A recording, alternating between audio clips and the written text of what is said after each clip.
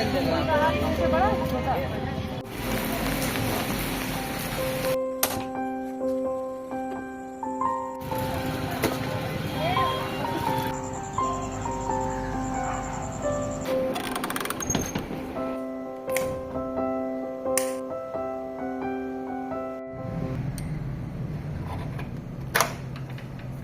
वालेकुम, कैसे हैं आप लोग। तो सुबह का वक्त है, 4:30 बज रहा है और चलते हैं अपने टेरेस पे और सुबह के खूबसूरत नज़ारे एंजॉय करते हैं।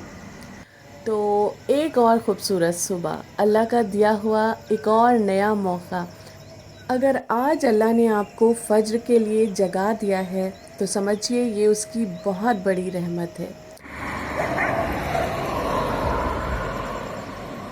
सुबह की ये खामोशी इतनी ज़्यादा खूबसूरत होती है और हमें एहसास दिलाती है कि ज़िंदगी में कितना ज़्यादा शोर शराबा, भाग दौड़, हलचल सी मची है। तो सुबह उठ के इस खामोशी को कुछ मिनट्स के लिए ज़रूर महसूस करना चाहिए, क्योंकि फिर तो पूरा दिन वही सब भाग दौड़, इधर उधर जल्दबाज़ी यही लगा ही रहता है। तो ज़िंदगी के इन खूबसूरत पलों को हमें बिल्कुल मिस नहीं करना चाहिए।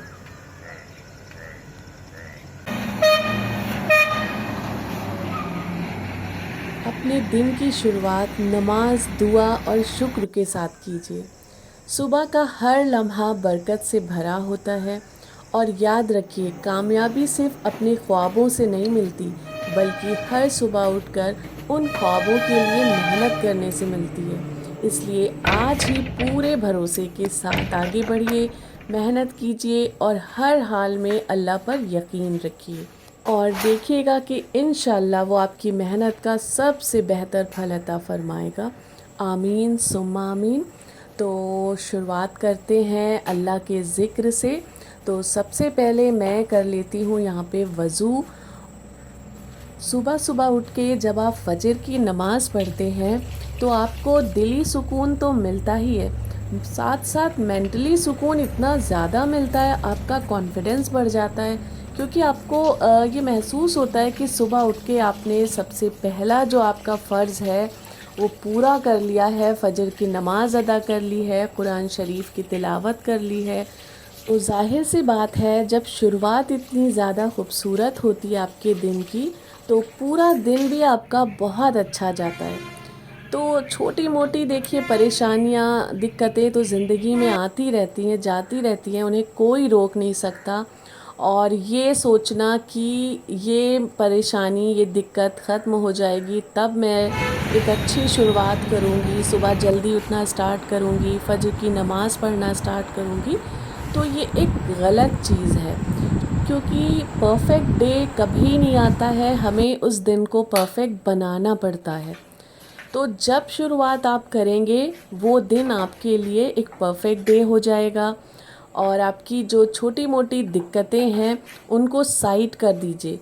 आप जिस दिन ये सोच लेंगे ये पार्ट ऑफ लाइफ है, ये हमारी ज़िंदगी का हिस्सा है, तो जिस तरह से खुशियाँ आती हैं उस तरह से दुख भी आते हैं, गम भी आते हैं, परेशानियाँ भी आती हैं, तो उनको अपनी ज़िंदगी का एक हिस्सा समझ लीजिए, उनसे भागिए मत, उनका सामना करना सीखिए। और जब आप किसी चीज़ को अपनी ज़िंदगी का हिस्सा समझ लेते हैं तो उससे तकलीफ़, दुख होना भी कम हो जाता है। तो बस नई शुरुआत करिए ज़िंदगी की, सुबह जल्दी उठ के देखिए कितना ज़्यादा ज़िंदगी में आपकी सुकून होगा।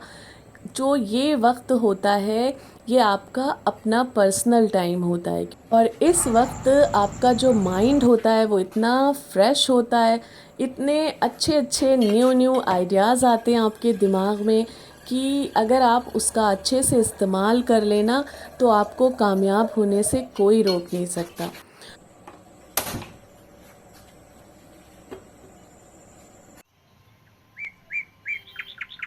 और सच बताऊं तो सुबह जल्दी उठना कोई बहुत बड़ा टास्क भी नहीं है, कोई ऐसा नहीं है कि कोई पहाड़ सा टूट पड़ेगा।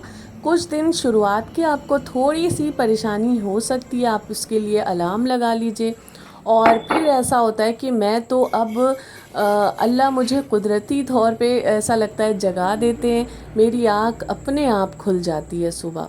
तो 4-6 दिन आपको लगाना पड़ेगा अलार्म, उसके बाद आपकी आँख अपने आप खुल जाएगी। तो बस यहाँ पे मैंने अपना पानी गरम कर लिया है। तो आज मैंने पानी में कुछ भी नहीं मिलाया है, क्योंकि मेरी गले में थोड़ी तकलीफ़ है। तो मैंने ऐसे ही नॉर्मल पानी आज पी लिया है। बस गर्म पानी आपको पीना ज़रूरी है, उससे आपका पूरा सिस्टम अच्छे से चलता रहेगा आपकी बॉडी का। तो मुझे तो ख़ैर बहुत ज़्यादा फ़ायदा होता है। मैं आज से नहीं, कई सालों से पी रही हूँ। और बस किचन में आ चुकी हूँ। तो ये देखिए, एक खूबसूरत सी चीज़ मैं हमारे घर के पास मेला लगा था, वहाँ से लेके आई हूँ। और ये सारी जो चीज़ें हैं बहुत चीप प्राइस में मिल जाती हैं। ऑनलाइन आप यही बढ़नी देखेंगे तो बहुत महंगी होगी, लेकिन मेले में ये सिर्फ़ और सिर्फ इतनी बड़ी 100 रुपीज़ की मिली है। तो मैं कंपेयर करके दिखा रही हूँ कि इसका साइज़ कितना बड़ा है। ये देखिए, ये एक छोटी बरनी है, ये 50 रुपीज़ की मैं पिछले साल मेले से लाई थी। और इस बार मुझे ये बड़ी सी दिख गई, तो मुझे इसमें रखनी थी मीठी चटनी। और कलर भी काफ़ी अट्रैक्टिव लग रहा था इसका, साइज़ भी अच्छा है। तो बस मैंने रात को ही अच्छे से वॉश करके रख दिया था इसको। और अब इसमें रखते हैं मीठी चटनी। और मीठी चटनी इतनी अच्छी बनी, इतनी ज़बरदस्त बनी है माशाल्लाह। आप लोग ये रेसिपी ज़रूर ट्राई करिएगा। आप तो खैर नहीं कर सकते हैं क्योंकि कच्चे आम नहीं मिलेंगे। इंशाल्लाह नेक्स्ट ईयर आप लोग मेरी ये रेसिपी ज़रूर ट्राई करिएगा। और ये आप साल भर अगर एहतियात के साथ इस्तेमाल करते हैं तो ये चल जाती है। बस इसमें क्या है, कभी भी जो गीला स्पून है, हल्का सा भी पानी नहीं होना चाहिए या हाथ नहीं लगाना चाहिए। इसमें बिल्कुल सूखा साफ़ सुथरा स्पून यूज़ करिए। और घर में सबसे ज़्यादा अगर किसी को ये चटनी पसंद है तो वो मैं हूँ और मुझे बहुत पसंद है ये चटनी।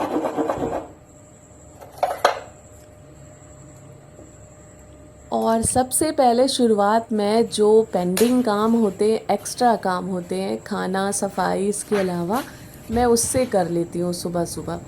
तो क्या होता है कि बहुत सारे छोटे मोटे काम जो हम दिन में सिर्फ सोचते रहते हैं कि अरे टाइम मिलेगा तो आज ये ज़रूर कर लूँगी, वो ज़रूर कर लूँगी, और ये कहते कहते रह जाते हैं। तो मैं सुबह उठ के सबसे पहले शुरुआत उन्हीं कामों से करती हूँ, क्योंकि वक्त खैर माशाल्लाह बहुत सारा होता है मेरे पास, वक्त की कमी नहीं है। जाहिर सी बात है, जब आप 4-4:30 बजे सुबह उठेंगे, वक्त की तो कमी नहीं होगी। और ये देखिए कितना खूबसूरत कलर है इस आम का। तो बस इस तरह से सारे आम मैं रख रही हूँ ताकि इसको ईज़िली फ्रिज में रखा जा सके। और बच्चों को क्या, खैर सभी को आम बिल्कुल ठंडे होने चाहिए, तभी अच्छे लगते हैं। तो आज मैं बना रही हूँ रोगनी रोटी और ऑमलेट। तो आजकल मेरे बच्चों का फेवरेट बना हुआ है रोगनी रोटी। कभी कभी उनको भूत सवार होता है कि सिर्फ रोगनी रोटी खानी है, तो फिर मैं बना देती हूँ। वरना तो रोटी पराठा सुबह बच्चे बिल्कुल पसंद नहीं करते हैं। तो जब खाना स्टार्ट करते हैं तो मुझे बहुत खुशी होती है कि कम से कम एक एक रोटी तो सुबह पेट में जा रही है बच्चों के। तो रोगनी रोटी की जो रेसिपी है वो कई बार मैं आप लोगों के साथ शेयर कर चुकी हूँ, लेकिन रफली तौर पे मैं फिर से बता दूँ। गेहूं का आटा लीजिए, उसमें थोड़ा सा नमक ऐड कीजिए, थोड़ा सा देसी घी डालिए। और देसी घी अगर नहीं है तो दूध की जो फ्रेश मलाई होती है वो भी आप ऐड कर सकते हैं। और फिर दूध से इसको गूंद लीजिए। तो इसका आटा थोड़ा सा हार्ड लगता है, बहुत ज़्यादा नहीं, थोड़ा सा। जो नॉर्मल आटा होता है उससे थोड़ा सा सख्त गूंदिए। और 10 मिनट के लिए इसको रेस्ट को लगा देंगे। और इस तरफ ऑमलेट की तैयारी कर लेते हैं। तो ऑमलेट अगर आपको बहुत ज़्यादा फ्लफ़ी बनाना है, बहुत अच्छा सा, तो उसमें एक चीज़ आपको मिलानी है, उससे आपका ऑमलेट बहुत ही अच्छा बनता है। तो ऑमलेट में हरी मिर्च तो मैं खैर ज़रूर डालती हूँ, उसके बिना मुझे अच्छा ही नहीं लगता है। और प्याज मुझे ऑमलेट में ज़्यादा नहीं पसंद है, तो फिर मैं नहीं डालती हूँ ज़्यादा। तो क्या वो चीज़ है, तो वो चीज़ है ये, थोड़ा सा आप मिल्क इसमें ऐड कर दीजिए, रूम टेम्परेचर पे रखा हुआ। लेकिन मैंने गलती कर दी, मैंने अभी डाल दिया है। तो जब आपको फ्राई करना है बस उसी वक्त डालिए। और देखिए बारिश माशाल्लाह स्टार्ट हो चुकी है। मुझे बारिश बहुत ज़्यादा पसंद है, मुझे प्लांट्स में पानी नहीं डालना पड़ता है अब, इसलिए और अच्छी लगने लगी है। वैसे पर्सनली मुझे खैर बारिश का मौसम सबसे ज़्यादा अच्छा लगता है। तो बस आटे को भी 10 मिनट का रेस्ट मिल चुका है। और रोगनी रोटी में खुश्की जो है वो नहीं लगाई जाती है, यानी सूखा आटा जो होता है वो नहीं लगाया जाता है। तो बस इसको ऐसे ही बेला जाता है और ये बहुत ईज़िली रोटी बेल जाती है। ये देखिए इस तरह से।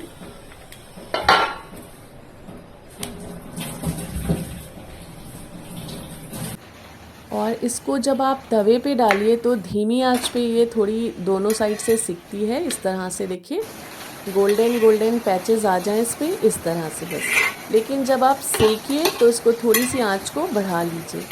तो ये एकदम कुरकुरी सी रोगनी रोटी बन के तैयार होती है। और मेरे बच्चों को सॉफ्ट नहीं पसंद है तो मैं थोड़ा सा तेज़ आंच पे सेकती हूँ तो ये कुरकुरी सी हो जाती है। और कभी बना के देखिएगा, बहुत अच्छी लगती है रोटी। और कमेंट सेक्शन में बताइएगा कि आप लोगों को कैसी लगी अगर कोई ये बनाए। और पिछले वीडियो में मैंने आपसे कहा था कि कमेंट में बताइएगा कि आप कहाँ से हैं, किस शहर से हैं, किस कंट्री से हैं। तो आप में से बहुत से लोगों ने मुझे कमेंट किया और मुझे इतना अच्छा लगा है सुन के कि मेरी वीडियो कहाँ कहाँ जा रही है, कितने दूर दूर से लोग देख रहे हैं।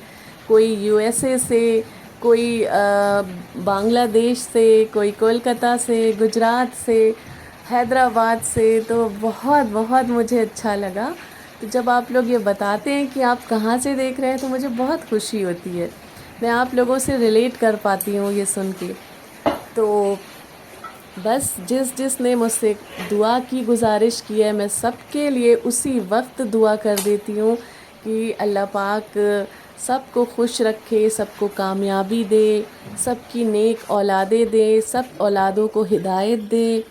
तो बस आप लोग भी हमारे लिए दुआ किया करिए। किसकी दुआ कब किसको लग जाए कुछ नहीं पता होता है। तो प्लीज़ आप लोग हमारे लिए भी दुआ किया करें।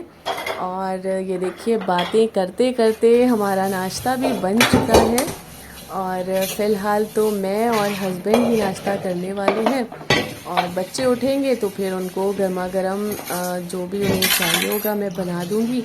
वैसे तो मैंने सोचा है दलिया बना दूँ आज, मेरे बच्चों को दलिया भी माशाल्लाह बहुत पसंद है।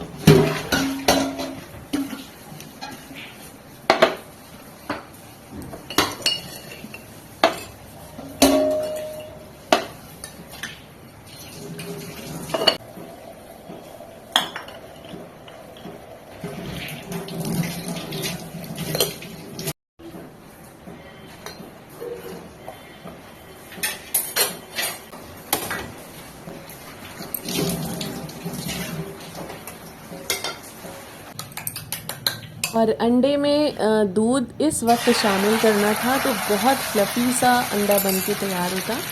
खैर आप लोग ये गलती ना करें, जब अंडा बिल्कुल फ्राई करना हो तभी दूध शामिल करें। बाकी की जो चीज़ें हैं जैसे हरी मिर्च, रेड चिली पाउडर, सॉल्ट, ये सब आप मिला के रख सकते हैं, लेकिन दूध तभी शामिल करें जब आपको फ्राई करना हो।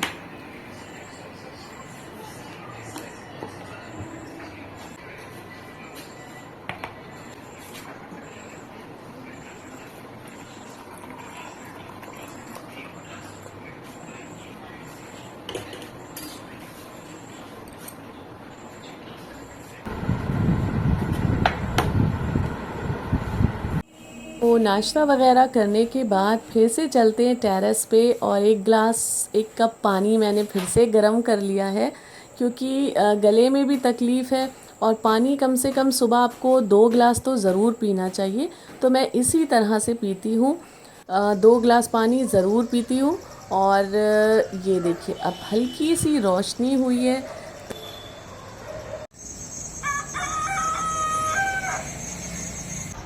यहाँ के मुर्गे की अज़ान सुनना मुझे इतना पसंद है। पास में एक हैं, उन्होंने यहाँ पे मुर्गे पाल रखे हैं तो बहुत अच्छा लगता है मुझे सुबह सुबह। और जब थोड़ी सी रोशनी हो जाती है तभी ये बांग जो है वो लगाते हैं।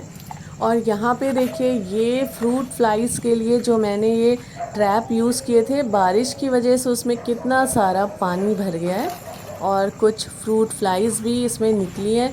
तो जो लोग फ्रूट फ्लाइज़ से या और किसी तरह के कीड़े मकोड़ों से परेशान हैं वो इसे मंगा सकते हैं, ये बहुत कारगर है।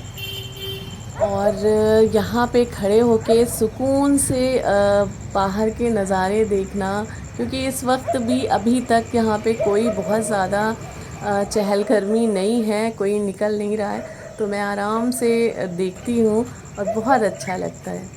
और ये जो हमारा फ्लावरिंग प्लांट है इसकी खुशबू इतनी ज़बरदस्त है कि क्या ही किसी परफ्यूम में होगी ये खुशबू, बहुत अच्छी है। तो जब भी मैं आती हूँ इसको ज़रूर स्मेल करती हूँ।